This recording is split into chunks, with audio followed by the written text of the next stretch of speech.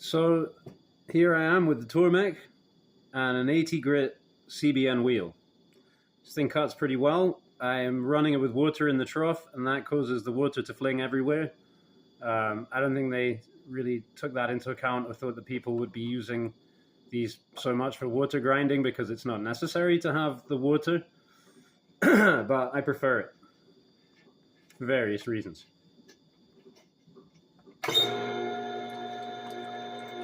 So I'll start in by cutting in here a little bit. Let's see how this wheel cuts. And I gotta go right up into the plunge. Oh wait, what am I talking about? That's the wrong side. Okay, well, had to do that anyway.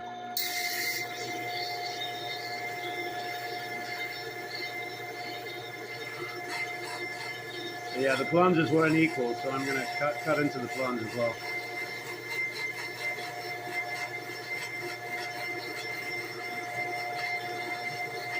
Just keeping things moving the whole time. And hopefully this was ground on a 10-inch wheel, or close.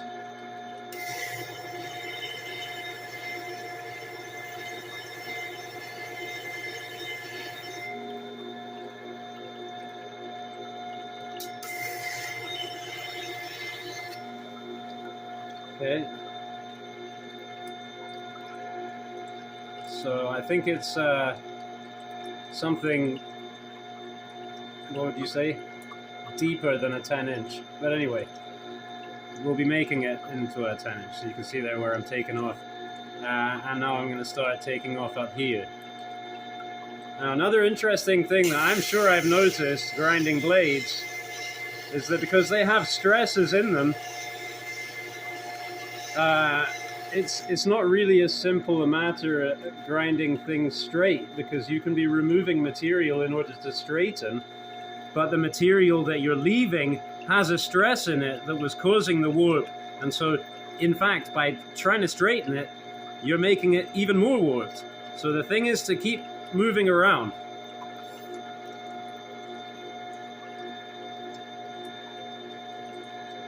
Yeah.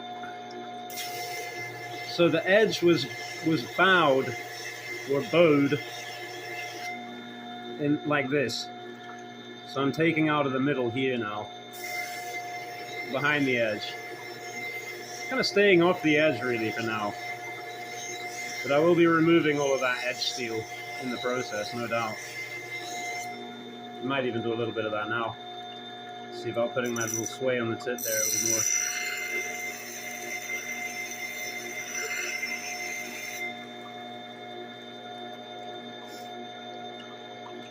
Just a little bit more sway on the tip there. And now let me see if I can just kind of get into the hollows a little bit on both sides.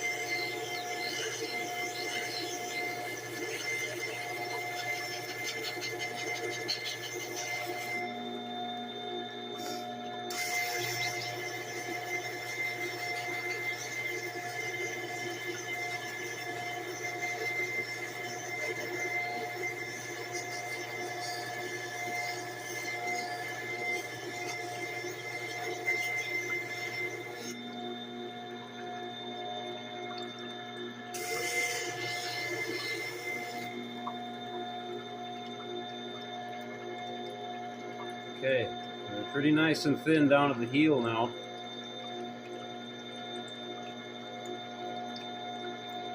Yeah, still got some of that smile going on.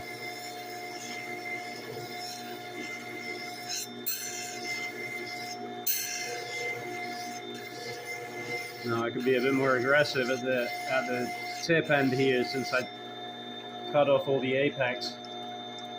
I have to thin out a fair bit here.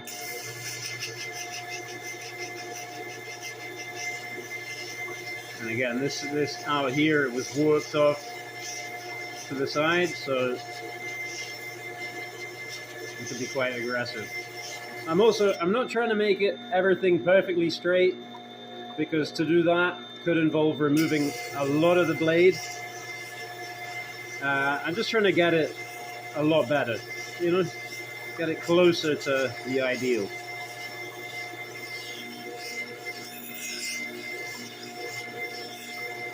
Especially for the kind of work that is going to be involved. You know, if you're cutting individual hairs or whatever, I don't suppose it matters that much that your edge is straight, like it does if you're slicing kitchen roll or whatever. Yeah, that's pretty major, that warp. I think the warp is finding more expression, possibly just as I described. There was some stresses locked into the grain, and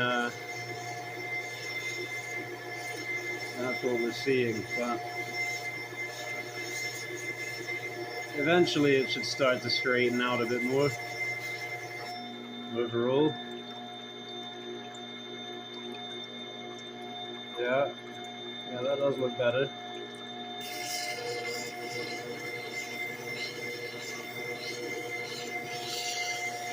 So I'm not able to get all the way up into this hollow grind with this wheel yet. Well, we're making it up here actually, but I won't try and do the whole thing, I don't think. I'll just focus on getting behind the edge.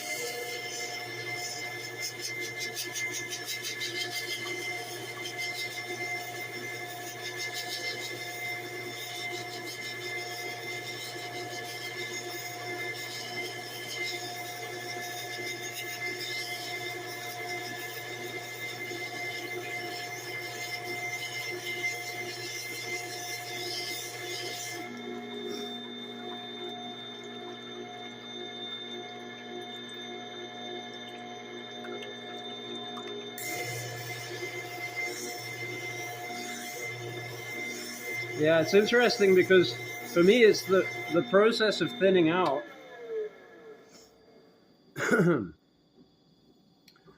is really in many ways just a byproduct of straightening out the knife, right? Because it's so to speak, it's bulging out this way down here, and it's bulging out this way. So I'm just clearing out those bulges, bringing everything to straight, and in the meantime, it is getting thinner behind the edge. And so it's kind of like a holistic process to getting things to cut well. Where I feel like at this point I need more practice is getting the thicker blades sharp. But things like pocket knives, they're always just too thick. Almost always, they just come to me too thick. And so I just thin them out and sharpen them, and wow, now it really cuts, every time. So, I'm less practiced with the thicker grinds, the Scandies and so forth, maybe.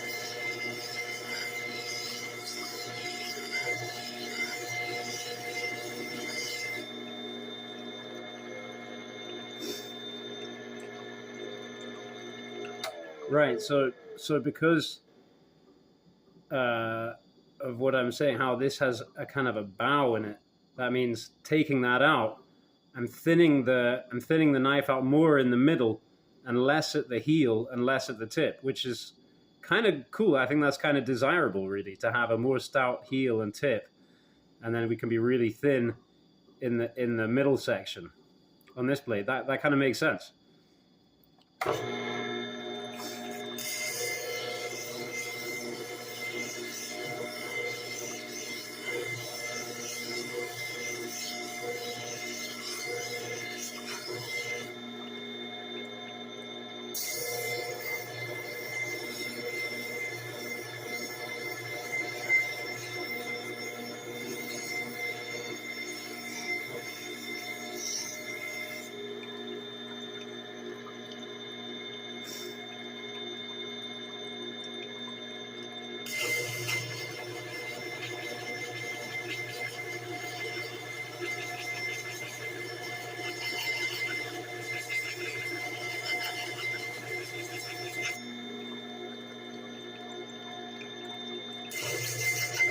I changed my mind. I'm gonna polish. I'm gonna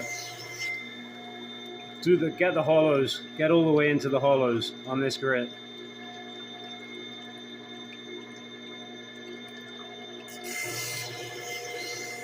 Because if I've done that with this wheel, then I can follow up with all the other wheels, and it'll look tidy.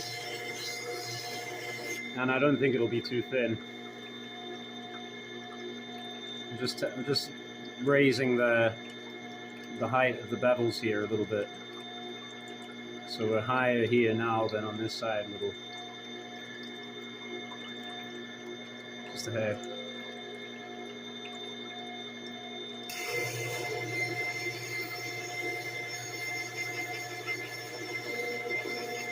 Meaning on this side, I don't want to be taking off any material here really, but I could, but back here, yes.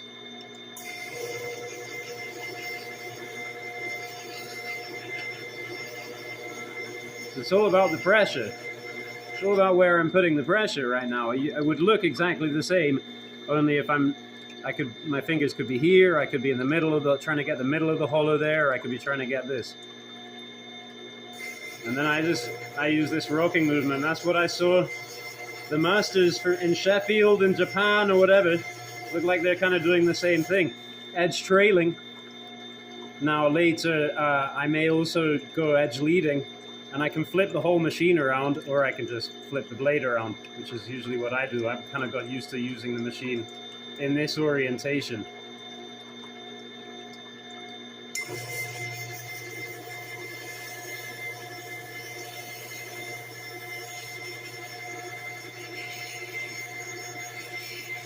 Edge leading is more aggressive.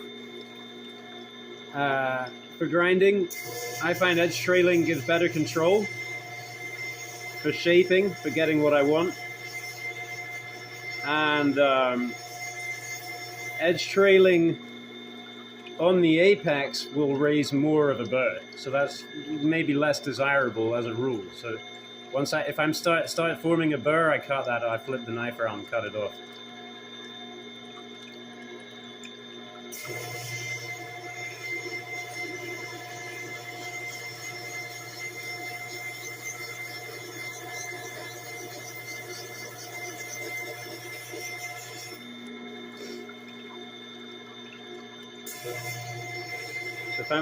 If later I'm just looking to strip off this bit of finish here, for example, I don't need to use the 80 grit to do that and put in big scratches down here. But down here I'm going to need to grind in more. Oh no, excuse me. Yeah, no, down here I don't need to grind in more. It's down here I need to grind in more. And we're taking most of the finish off by now. But I want to get right up onto the end of that.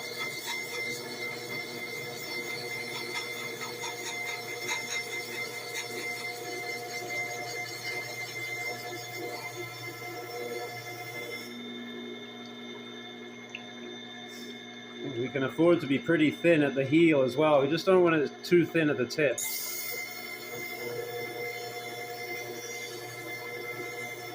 Like I say, a little more stout at the heel, maybe. Good.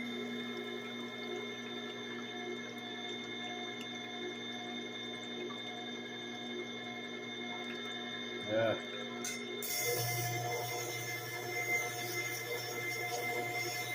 So we'll be going for an apple seed edge on this. So I'm going to start rolling in now. See whether I can raise a burr at the front here on my new tip profile. That's looking cool. The tip. I like the way it's looking now. Man, I'm gonna show that. There you go. I could also go in like this and open out that curve a little. I might maybe later. Eyes on the prize. Yeah, Hollow's getting a little sloppy down here.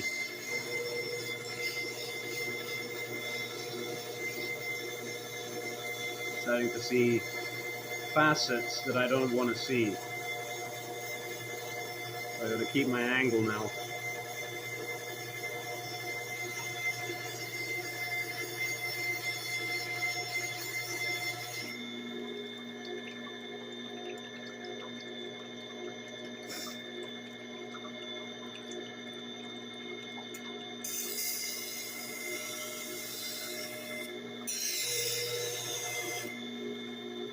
Okay, now I'm getting a little bit of a burr. So if I want to cut that off, I'm going to cut on this side because the whole blade now looks more like it's lent to the left. Well, no, it's just basically still doing the same thing it was before, just thinner and perhaps slightly less. So, yeah, right. So let me cut this off this way.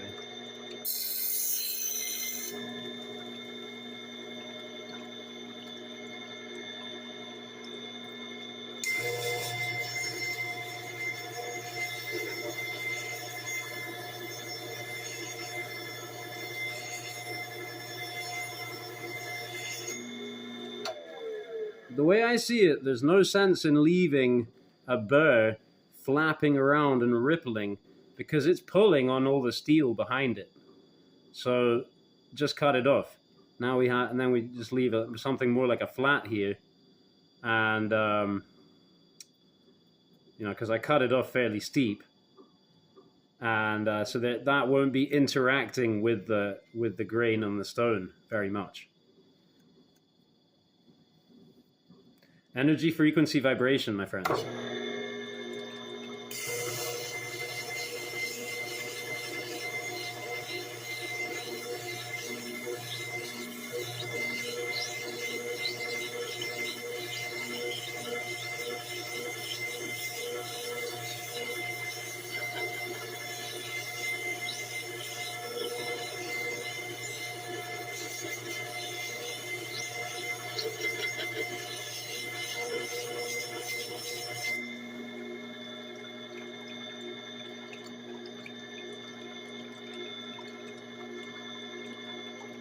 Yeah.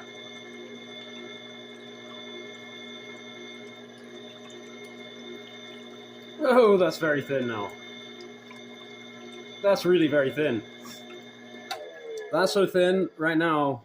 I'd be interested to see what happens if I just stroke this a couple of times on this Spyderco triangle file, which is I can't remember the grit, but it's a low grit. Might be like a 200 or something.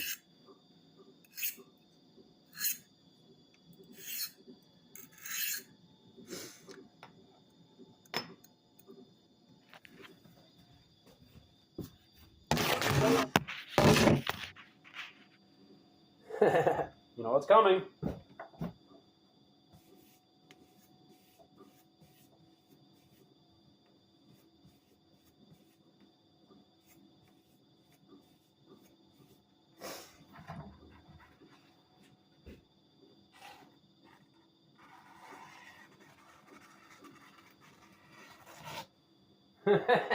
Well, I've never seen that before. Exactly. Not that it stands for much, but kind of ripped out a chunk with the tip there. Because it's a 2-ply. Pulled this little flap off. Yeah, I mean, that means that with, let's do it. Let's try now this piece of slate. Yeah, it fell off my roof. I found some pieces of slate, and I started flattening them against each other. See, here's another one. I'm going to have one bigger as well.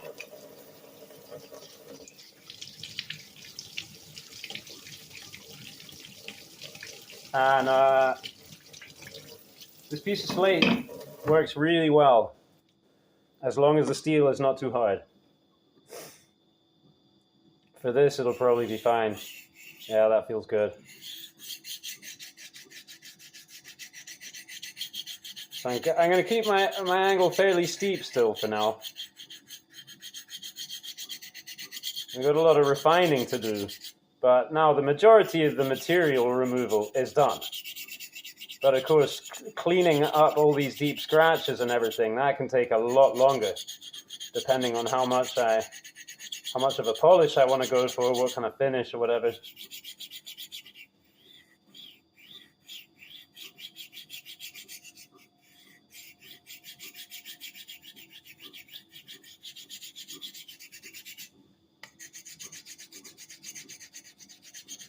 So mostly here I'm behind the edge, okay?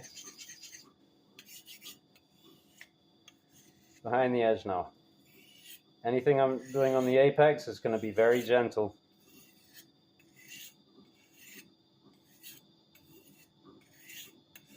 And I think that what this stone really does well is clear the burr. For actually refining the apex, my Naniwa 1000 grit I think is better. And that will work on harder steels as well, because I think it has diamond in it or something. But on the really hard super steels, also the Naniwa is no good. And you just need diamond. It's cutting something off the stone there. It's not flat there, maybe. Well, it has these ripples in it, and they are representative of varying hardnesses. And I think that is what helps it to clear the burr. You know, this has this kind of compound effect, as if it were multiple grits working at the same time, you know, kind of thing almost. I'm just playing around now.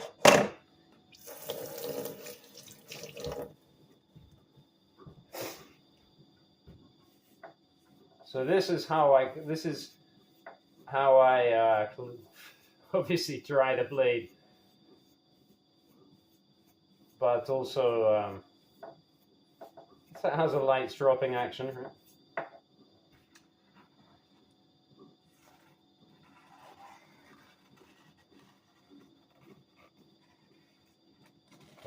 Come on.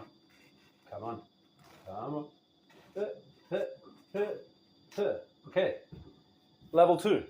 Had to do some sawing action there, but we made it from top to bottom without moving the left hand.